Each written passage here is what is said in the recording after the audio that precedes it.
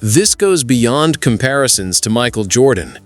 When you listen to figures like Magic Johnson and Shaquille O'Neal, it becomes clear how far this conversation has shifted, and they've been far more direct about it than people expect. What many fans keep missing is that this didn't suddenly start this season. The idea of a Luka Doncic takeover has been building for years, because from a basketball standpoint, it's the most logical progression. The only person who seems surprised by it is LeBron James himself. By the start of 2026, Luka wasn't just another star on the roster. He had become the gravitational center of the Lakers.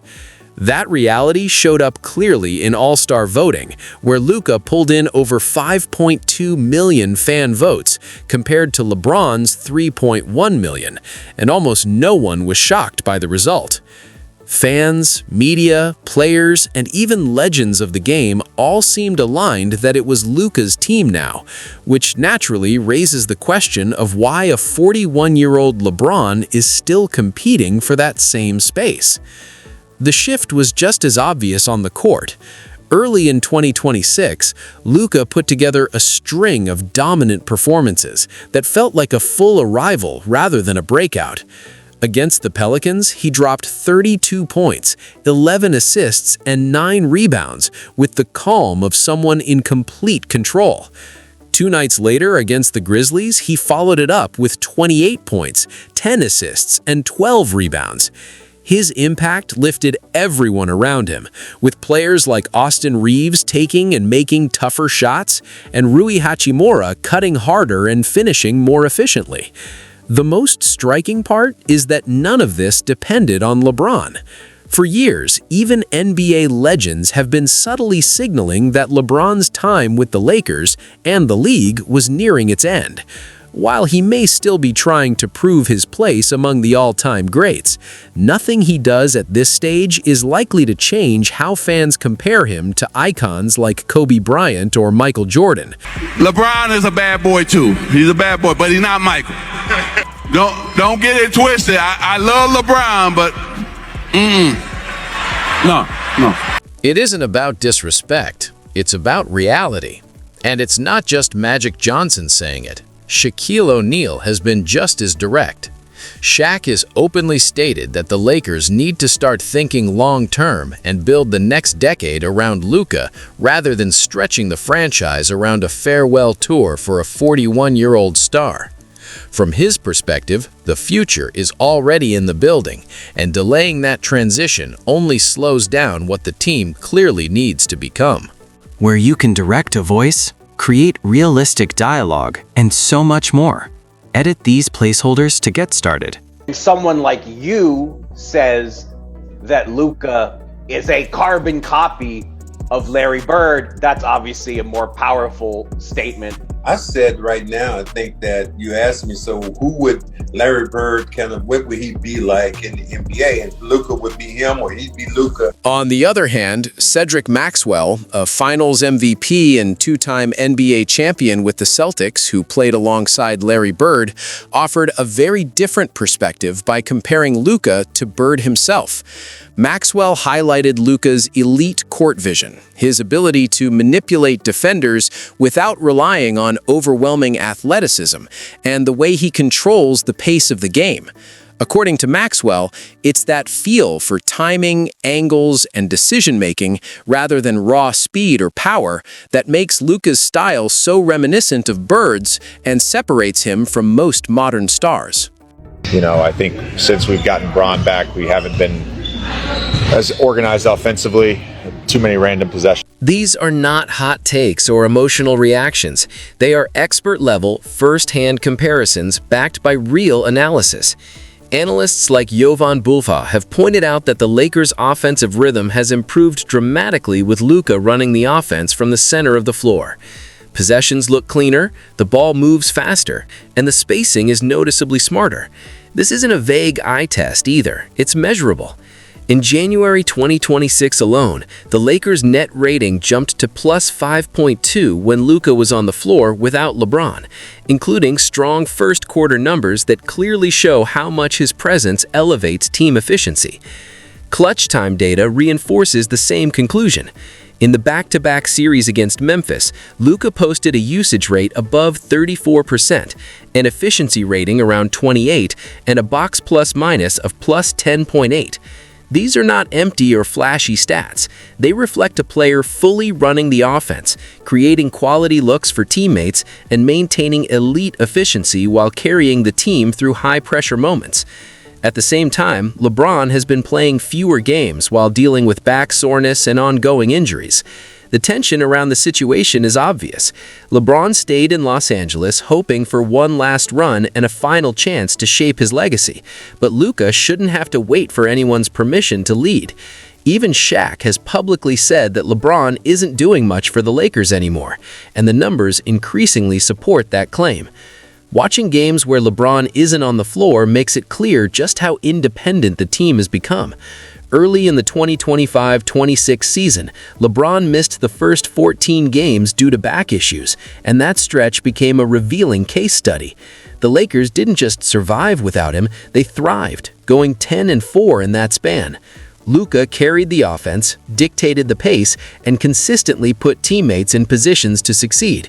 Over those games, he averaged 28 points, 9 rebounds, and 11 assists per night, with an efficiency rating of about 27.5% and a box plus-minus of plus 9.3.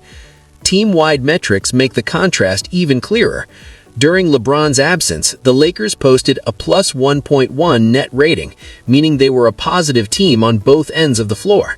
After LeBron returned, that number dropped to minus 2.5.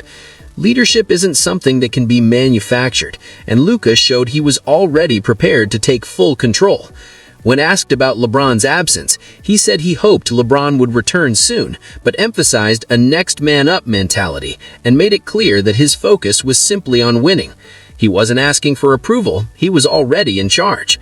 That combination of production and mentality is rare in today's NBA, especially from a 26-year-old.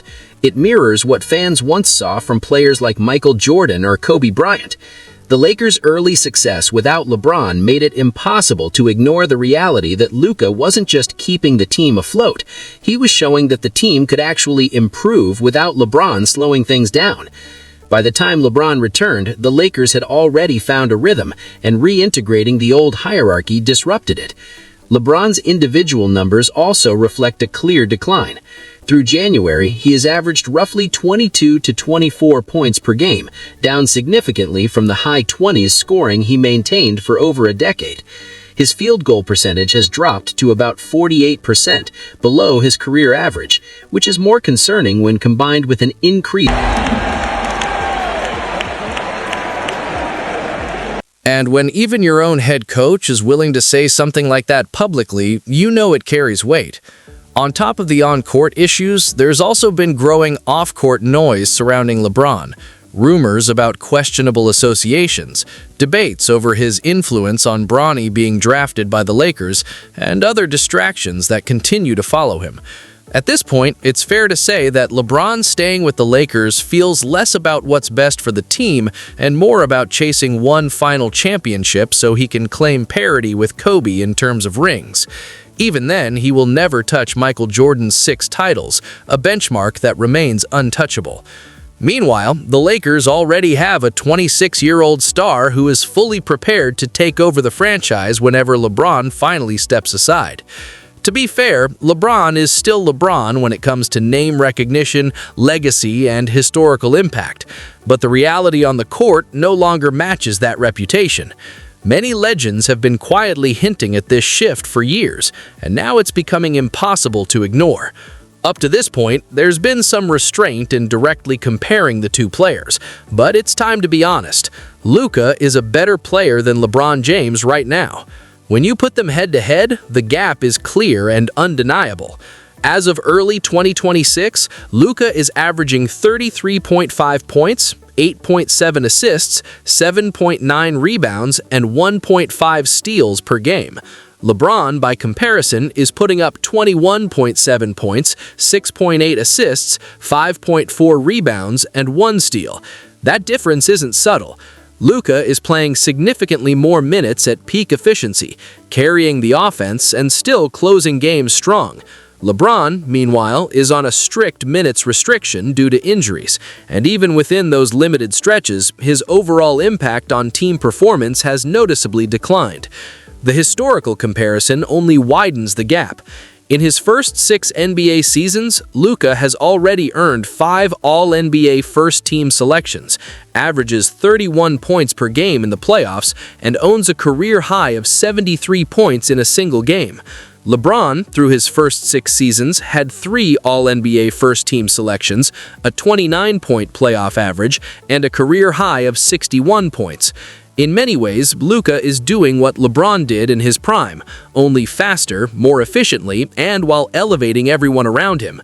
And notably, only one of the two ever left his team in search of championships. Luka stayed until the front office moved him. That alone should tell the Lakers exactly who they need to build around moving forward. In clutch situations, the contrast is even sharper. Take the January 10th, 2026 game against Memphis. The Lakers were down by 2 with just over 4 minutes left, and Luka flipped a switch.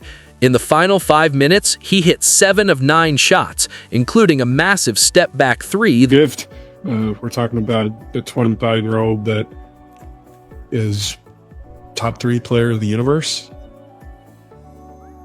I can't think of a more amazing starting point to build a roster for the next. Before anyone overreacts, it's important to understand that this was Iverson's way of delivering the highest compliment he knows how to give. But the real twist came later when Iverson appeared on ESPN and was asked directly about the LeBron situation. He didn't dance around it at all. In his exact words, he said, "It's time for him to leave. It's Luka's time." Beyond the viral clips, what's most alarming is how little diplomacy the legends are showing. For players of that stature to openly pick a side between LeBron James and Luka Doncic, the situation has to be serious. This isn't one isolated opinion, it's becoming a consensus, and LeBron feels it too. You can sense the shift happening in the locker room, on the court, and even in the stands. There have even been rumors that this changing power dynamic has created real tension behind the scenes, including heated confrontations. Luka is no longer viewed as the future of the franchise, he is the present. His rapid rise has quietly reshaped the Lakers' locker room and forced a redefinition of leadership. That kind of shift is never easy when someone has spent 2 decades being the guy. One of the clearest signals came when Luka openly discussed a private rotation meeting with head coach J.J. Redick that LeBron wasn't part of. After a blowout win over Sacramento, Luka explained that he and Redick had pre-game conversations about minutes and roles, and LeBron wasn't involved at all. That detail may seem small, but it's massive. Coaches don't adjust rotations with a new star alone unless there is real trust in his leadership. Then there are the moments fans have caught on camera. While there's never been an outright public confrontation, something that would likely never leak anyway, there have been subtle but telling body language cues. Several post-game interactions between LeBron and Luka have looked awkward, like 2 alpha personalities still figuring out who truly leads. One viral clip even showed LeBron appearing to ignore Luka's handshake. Small moments like that don't prove everything, but they do reveal friction. Insiders close to the team have echoed those concerns. One anonymous journalist put it plainly, saying, "LeBron isn't used to sharing the floor with someone else commanding the team. Luka's confidence and assertiveness come naturally, while LeBron is still trying to maintain control in the only way he knows how." That contrast has created an uncomfortable dynamic. And honestly, it's hard to fault the legends for choosing Luka. When you watch him play, there's something undeniably rare about his game. He carries the soul of basketball, not flashy for highlights alone, but the kind of player who reminds you why people fell in love with the sport in the first place. You see echoes of Jordan's ice-cold mid-range, Bird's vision, Magic's command of the floor, and even Shaq's imposing presence, all blended into one player. What makes it even crazier is that at just 26 years old, Luka is the first player since Kobe to bring that old-school edge while still dominating in a modern pace-and-space NBA. Start with fearlessness. Luka doesn't shy away from contact, big moments, or taking over when everything is on the line. Look at what he